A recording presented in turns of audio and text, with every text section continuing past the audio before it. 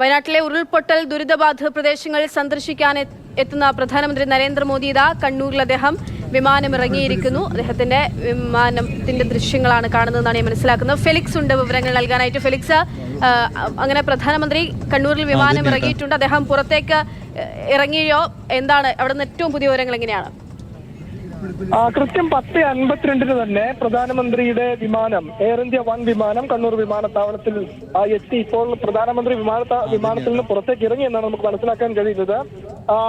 അല്പസമയത്തിനകം മുഖ്യമന്ത്രിയും ഒപ്പം തന്നെ ഗവർണറും പ്രധാനമന്ത്രി സ്വീകരിക്കും. തുടർന്ന് തൊട്ട് സമീപത്ത് റൺവേക്ക് സമീപത്തുള്ള ഹെലിപ്പാഡിലേക്ക് പ്രധാനമന്ത്രി പോകും.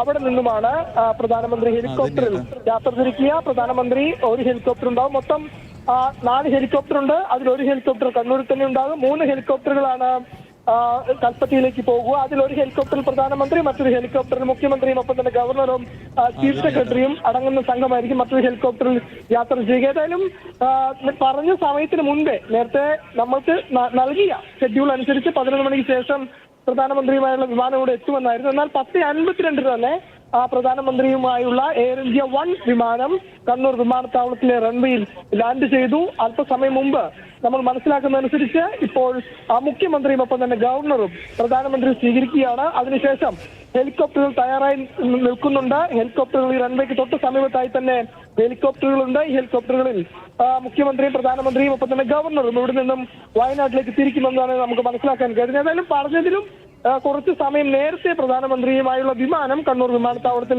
എത്തി എന്നതാണ്. പഴുതടച്ച സുരക്ഷ ഒരുക്കിയിട്ടുണ്ട്. നേരത്തെ CRPF മാത്രമല്ല CRPFിനൊപ്പം SPGയുടെ അടക്കമുള്ള സുരക്ഷാ സംവിധാനങ്ങളാണ് എയർപോർട്ടിലും വിമാനത്താവളത്തിനുള്ളിലും പുറത്തും ഇപ്പോൾ ഏർപ്പെടുത്തിയിട്ടുള്ളത്. ഏതായാലും ഇപ്പോൾ നമ്മൾ മനസ്സിലാക്കുന്നതനുസരിച്ച് അല്പസമയത്തിനുള്ളിൽ തന്നെ ഹെലികോപ്റ്ററിലേക്ക് പ്രധാനമന്ത്രി പോകും. 3 ഹെലികോപ്റ്ററുകൾ തയ്യാറായിട്ടുണ്ട്. ഈ 3 ഹെലികോപ്റ്ററുകളും കൽപ്പറ്റയിലേക്ക് പോകും. അതിൽ ഒരു ഹെലികോപ്റ്ററിലായിരിക്കും പ്രധാനമന്ത്രി ഉണ്ടാകുക. മറ്റ് ഹെലികോപ്റ്ററിൽ മുഖ്യമന്ത്രിയും ഒപ്പം തന്നെ ഗവർണറും സഞ്ചരിക്കുമെന്ന് നമുക്ക് മനസ്സിലാക്കാൻ സാധിക്കുന്നു. ഏതായാലും കനത്ത സുരക്ഷ എല്ലായിടങ്ങളിലും, അതായത് വിമാനത്താവളത്തിനുള്ളിലും പുറത്തും, നേരത്തെ CRPFിന്റെ ആണെങ്കിൽ അതിനപ്പുറത്തേക്ക് SPGയുടെ അടക്കമുള്ള സുരക്ഷ എല്ലായിടത്തും ഏർപ്പെടുത്തിയിട്ടുണ്ട്.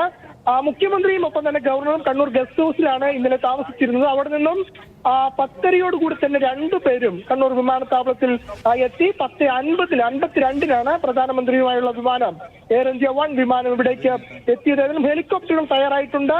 3 ഹെലികോപ്റ്ററുകളും ഇപ്പോൾ പുറപ്പെടാൻ തയ്യാറായിട്ടുണ്ട്. അല്പസമയത്തിനകം തന്നെ ഈ ഹെലികോപ്റ്ററുകൾ ഇവിടെ നിന്നും കൽപ്പറ്റയിലേക്ക് SKMJ ഗ്രൗണ്ടിലേക്ക് പോകും എന്ന് തന്നെയാണ് നമുക്ക് മനസ്സിലാക്കാൻ കഴിയുന്നത്. ഏതായാലും സുരക്ഷയ്ക്ക് യാതൊരു തരത്തിലുള്ള കുറവും വരുത്തിയിട്ടില്ല. കനത്ത സുരക്ഷ തന്നെ ഈ പ്രദേശങ്ങളൊക്കെ തന്നെ ഏർപ്പെടുത്തിയിട്ടുണ്ട്. പ്രത്യേകിച്ചും പ്രധാനമന്ത്രി വരുമ്പോൾ വലിയ പ്രതീക്ഷ കേരളത്തെ സംബന്ധിച്ചിടത്തോളം ഉണ്ട്. പ്രധാനമന്ത്രി എന്തൊക്കെ പ്രഖ്യാപനങ്ങൾ നടത്തുമെന്ന് തന്നെയാണ് ഉറ്റുനോക്കുന്നത്. വിമാനത്താവളത്തിനുള്ളിൽ മുഖ്യമന്ത്രിയുണ്ട്, ഗവർണറുണ്ട്, ഒപ്പം തന്നെ BJP നേതാക്കൾ അടക്കമുള്ള സംഘം നേരത്തെ തന്നെ ഇവിടെ എത്തിയിരുന്നു. അവരും പ്രധാനമന്ത്രിയെ സ്വീകരിക്കാനായി വിമാനത്താവളത്തിനുള്ളിൽ എത്തിയിട്ടുണ്ട്. നമ്മൾ മനസ്സിലാക്കുന്നതനുസരിച്ച് അല്പസമയത്തിനകം പ്രധാനമന്ത്രി ഹെലികോപ്റ്ററിനുള്ളിലേക്ക് കയറും എന്നതാണ്.